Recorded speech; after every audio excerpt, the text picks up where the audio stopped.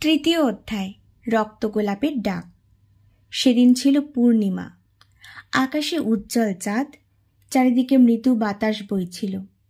কিন্তু রাজকন্যা পদ্মিনীর মনে এক অজানা অস্থিরতা। দিনের বেলায় রাজপ্রাসাদের দেওয়ালের মধ্যে থাকলেও যেন কোথাও অদৃশ্য থেকে কেউ তাকে লক্ষ্য করছিল। আদিত্যর কথাগুলো বারবার মনে পড়ছিল। তোমার রাজ্যে এক ভয়ানক রহস্য লুকিয়ে আছে, যা তোমার ভবিষ্যৎ নির্ধারণ করবে। কিন্তু কি সেই রহস্য? সে রাতেও পদ্মিনীর ঠিকমতো ঘুম এলো না।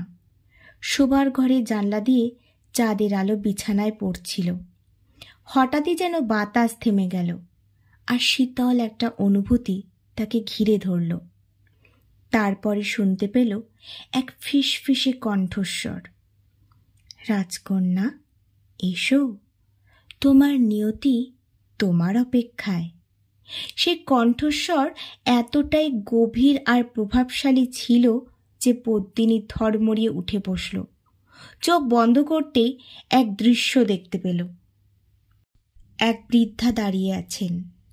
তার মুখবয়ব রহস্যে মোড়া, হাতে একটা উজ্জ্বল রক্তগোলাপ।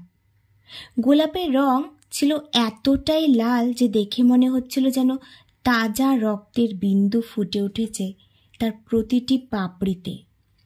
বৃদ্ধার চোখ দুটো শূন্য, কিন্তু তাতেই এক অমোঘ শক্তির আভাস।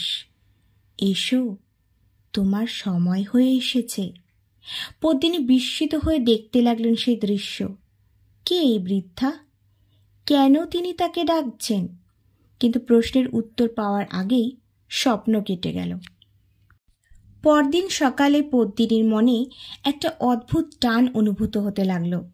সারা রাত সেই স্বপ্নের ভাবনায় অস্থির ছিলেন, আর আজ যেন কোনো এক অদৃশ্য শক্তি তাকে টেনে নিয়ে চলেছে সেই রহস্যময় পথে। কাউকে কিছু না বলে, কোনো দাসী বা রক্ষীকে সাথে না নিয়ে একাই রাজপ্রাসাদ ছাড়লেন। প্রাসাদের চেনা পথগুলো আজ অজানা মনে হচ্ছিল, যেন সবকিছুই কুয়াশার আড়ালে ঢাকা। উপত্যকার পথে তিনি ধীরে ধীরে এগিয়ে চললেন, সেই পথ যা তার শৈশবের খেলার মাঠ ছিল, আজ যেন তাকে অন্য কোনো উদ্দেশ্যে ডাকছে। চারপাশের গাছপালা স্তব্ধ, বাতাস নিস্তব্ধ, শুধুই তার পায়ের শব্দ প্রতিধ্বনিত হচ্ছিল। এটি কোনো সাধারণ গাছ ছিল না। এর গাঢ় সবুজ পাতা ও কালচে লাল কাণ্ড দেখে মনে হচ্ছিল এটি শত শত বছর ধরে দাঁড়িয়ে আছে কোনো অতি প্রাকৃতিক শক্তির অধীনে। গাছের শাখাগুলো যেন নীরবে দুলছিল, আর তার মাঝখানে একটি মাত্র রক্তগোলাপ ফুটেছিল। পদ্মিনী তাকিয়ে রইলেন গোলাপটির দিকে। এটা কি তার স্বপ্নের সেই ফুল? হঠাৎই মনে হলো গোলাপটি তাকে ডাকছে, এসো, আমাকে স্পর্শ করো। তিনি জানতেন এটি বিপজ্জনক। রাজ্যের পুরনো ভবিষ্যৎবাণী বলেছিল রক্তগোলাপের স্পর্শে তার হৃদয় বরফ হয়ে যাবে। কিন্তু কেমন এক রহস্যময় আকর্ষণ তাকে তাতে হাত বাড়াতে বাধ্য করল। ধীরে ধীরে তিনি হাত বাড়ালেন। ঠিক যখন তার আঙুল রক্তগোলাপের পাপড়ি ছুঁল, তখনই চারপাশে এক তীব্র আলো ছড়িয়ে পড়ল। পদ্মিনী চিৎকার করে উঠলেন। চারিদিকের আলো এতটাই তীব্র ছিল যে চোখ বন্ধ করেও তিনি এর তীব্রতা অনুভব করতে পারছিলেন। বাতাসে যেন হাজারো গুঞ্জন ভেসে উঠল। অভিশাপ জাগ্রত হল। পদ্মিনীর দেহ এক অদ্ভুত শীতল অনুভূতিতে গ্রাস হতে লাগল। তার হাত জোড়া প্রথমে বরফের মতো ঠান্ডা হয়ে গেল, তারপর সেই ঠান্ডা ধীরে ধীরে পুরো শরীরে ছড়িয়ে পড়তে লাগল। শরীরে এতটাই ঠান্ডা অনুভব হচ্ছিল যে মনে হচ্ছিল তার ধমনীর ভেতরের রক্ত জমে গেছে। তিনি পিছিয়ে আসতে চাইলেন, কিন্তু পা যেন জমে গিয়েছে মাটির সাথে। চোখের সামনে সব কেমন যেন ধোঁয়াটে হয়ে আসছিল, আর মনে হচ্ছিল কোনো এক ভয়ঙ্কর পরাবাস্তব জগতে তিনি প্রবেশ করেছেন। হঠাৎই চারপাশ বদলে গেল। শীতলপুরের উপত্যকা উধাও হয়ে গেল। রাজ্যের পাহাড়, নদী, গাছ কিছুই আর নেই। তিনি নিজেকে দেখতে পেলেন এক বিশাল বরফাচ্ছাদিত প্রাসাদের সামনে। চারপাশে সব কিছু বরফে ঢাকা, নিস্তব্ধ, যেন কোনো প্রাণ নেই। ঠিক সামনে সে বৃদ্ধা দাঁড়িয়েছিলেন, যিনি স্বপ্নে তাকে ডেকেছিলেন।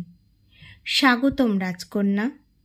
বৃদ্ধার কণ্ঠস্বর গভীর আর অমোঘ। তুমি শেষ পর্যন্ত তোমার নিয়তির পথে পা রেখেছ। পদ্মিনী ভীত কণ্ঠে বললেন, কে তুমি? আমি এখানে কেন? বৃদ্ধা ধীরে ধীরে তার দিকে এগিয়ে এলেন। আমি সেই অভিশাপের রক্ষক যা তোমার পূর্বপুরুষরা বহন করছে। আজ থেকে তুমি হবে এই বরফাচ্ছাদিত প্রাসাদের নতুন রানী।